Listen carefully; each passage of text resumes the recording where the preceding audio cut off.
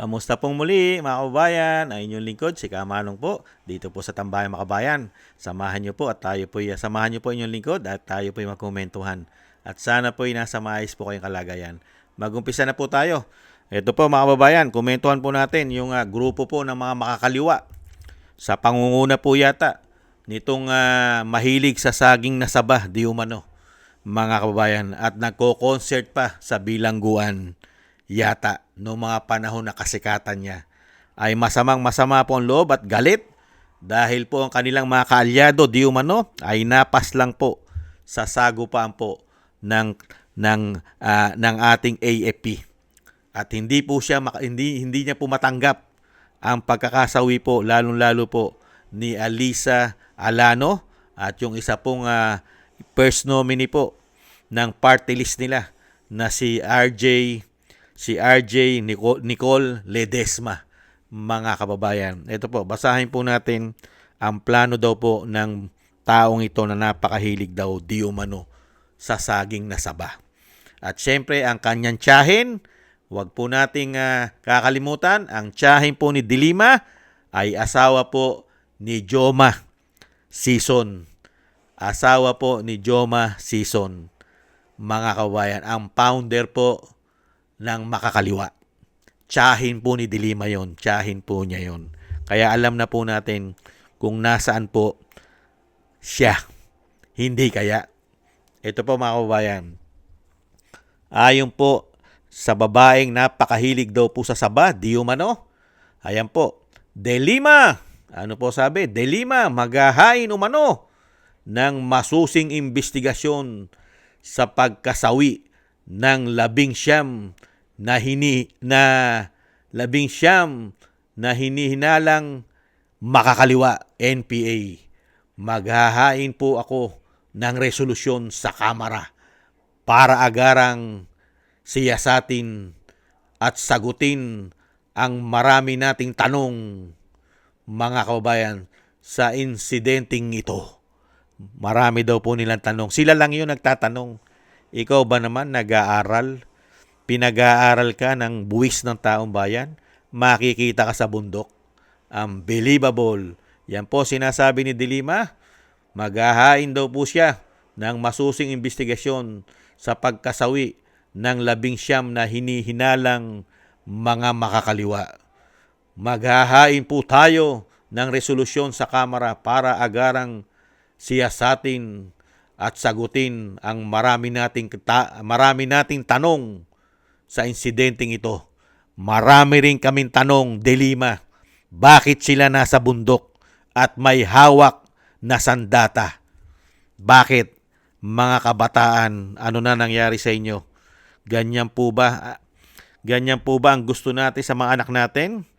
Kukonsintihin ng mga makakaliwa na katulad nito na dugot pawis natin ang puhunan natin, tapos meron lang katulad nito na isang Dilima, mga kababayan, na samantalang sila ay buhay reyna at nagkakamal ng salapi. Samantalang ang mga anak natin dinadala sa bundok itong mga hindot na ito, mga kababayan. Kaya nga po may banat din dyan si Ronnie Ramos eh. Pakinggan po natin si Ronnie Ramos, mga kababayan.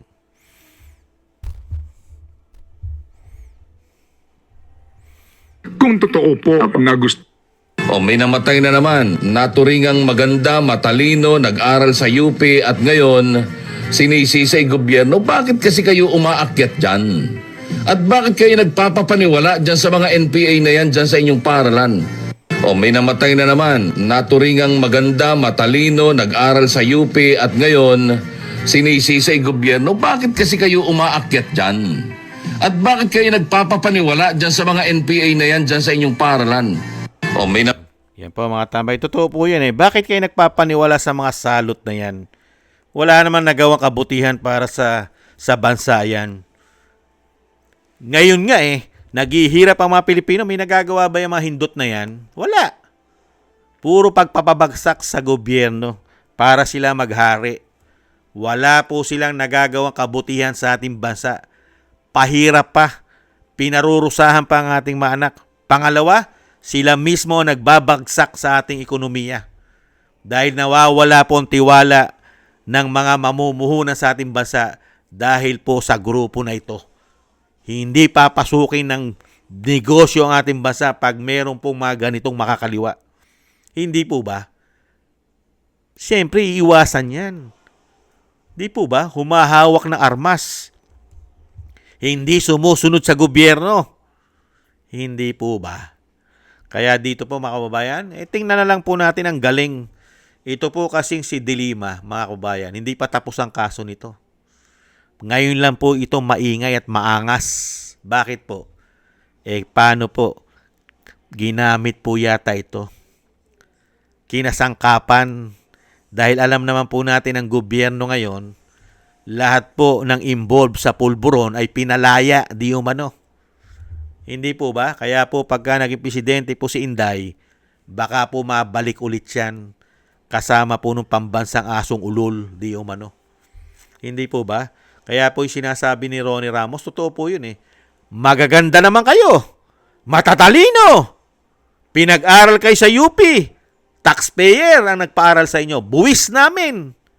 Bakit kayo umaakyat ng bundok? Nahandun ba ang paaralan nyo?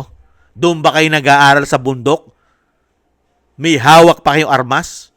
Matatalino kayo?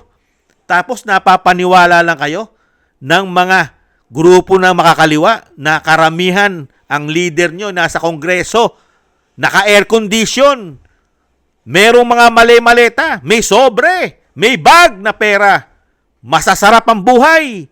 Ang mga anak nila wala sa bundok. Ang mga anak nila ay nag-aaral sa mga mamahaling eskwelahan. Yung iba nasa abroad pa. Magising naman kayo sa katotohanan. Mga kababayan, mga kabataan, tingnan nyo ang karakas ng leader nyo. Ang mga leader nyo ay sasarap ng buhay. Kumakain ng masarap, naka-air condition, maraming salapi, kasama pa sa korupsyon, di umano. Hindi po ba mga kababayan? Kaya po, ang panahon naman po ay mabilis lamang. Mabilis lang naman. Dahil pagka po pinagkaloob din po, muli, na yung napakahusay na nakita natin naglingkod sa pangunguna po ni dating Pangulong Duterte, na ito pong grupo na ito ay mawakasan na. At yan din po ang isa sa programa ni Inday, ay sana po magkatotoo po yan sa mga darating na panahon. Para po itong mga salot, mga wala pong ibinigay na kabutihan sa ating bansa, puro pang sariling interes lamang, ay matapos na po yan at mabuwag. Tanging bansa na lang po natin sa Southeast Asia ang meron pong ganyang grupo. Halos wala na po. Kaya hindi umuunlad ang ating bansa. Nahandyan na ang malalaking oligarkiya nagpapahirap sa atin di umano, at nahandyan pa ang makakaliwa. Kaya po sobra-sobra po ang nangyayaring pahirap sa ating bansa. Dahil sila po'y kumukuha rin ng pera sa ating buwis. Nagpapahirap din po sila. Kinukuha ang pera ng taong bayan at binubuwis natin para lang po sa mga pangsariling interes po ng mga demonyong yan. At ang masakit pa, ang mga anak natin ang ginagawang alipores o sinasabi nilang mga enforcement nila. Ginagawa nilang sundalo nila sa sariling pangsariling interes lamang ng mga hayop na yan. Hindi po ba? Kaya po mga kababayan, tayo po magdoble ingat. Ingatan po natin ang ating mga anak. Please lang, ingatan po natin ang ating mga anak at subaybayan po natin na wag po, lalong-lalo po yung mga nag-aaral sa mga state university. Bantayan po natin ang mga anak natin dahil nahandyan po ang grupo ng mga demonyo, mga kababayan, na ang ating anak ay bine-brainwash.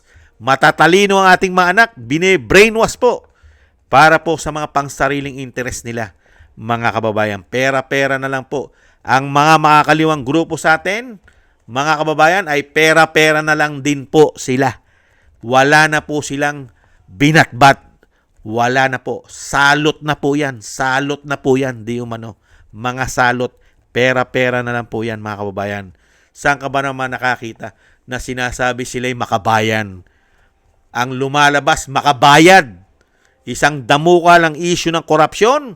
Mga tahimik ang mga hindot na yan. Kaya nga po makabayad. Dahil mga bayad po yata ang mga hindot na yan. Maraming salamat po mga kababayan.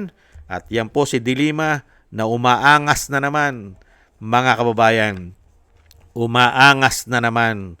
Sana naman yung ginagawa po ng mga sundalo natin, mga AFP, yung katulad po niyan na tinugis nila yung mga makakaliwa, sana naman tugisin nyo rin. AFP, tugisin nyo rin ang mga magnanakaw sa gobyerno na nagpapahirap sa taong bayan. Tugisin din ninyo, hulihin din ninyo ang nagpapahirap sa taong bayan, lalong-lalo po sa pagbagsak ng bansa, ekonomiya, bagsak na bagsak, at ang nakakahiya na pangatlo na tayo sa buong Southeast Asia na most corrupt, pangatlo na tayo. Maawa naman kayo, AFP, sa mga Pilipino at sa mga susunod na henerasyon. Please lang. Maraming salamat po mga kabayan sa nagusto po ng ating Tambayang Makabayan sa YouTube at TikTok at ganoon din po sa ating mga subscribers. Sa mga nagko-comment, like, share, and subscribe, mabuhay po kayo. Shoutout po sa inyong lahat. At ganoon din po sa mga nagbibigay po ng tulong at biyaya. Shoutout po sa inyong lahat. Thank you po kay Eric Hershio ng Canada, kay Tatay Nick ng Canada, Mila Yi, si Jem Aris ng United Arab Emirates, si Annie Jo, Kingston ng Hong Kong, Jake Yahut ng California, USA, Gina Ray ng Berlin, Germany, Julieta Silona ng Sydney, Australia, Baby Roman, Ate Isa ng Cagayan, ako si Pilam, Gay at Shena, Balance Vision TV, Jesus Valdepena at Rolando Guerrero. Maraming salamat po sa inyo mga kabayan at ingat-ingat po kayo sa inyong pumapagawa at God bless po sa inyong lahat. Tis lang po muna tayo mga kabayan. Bye-bye!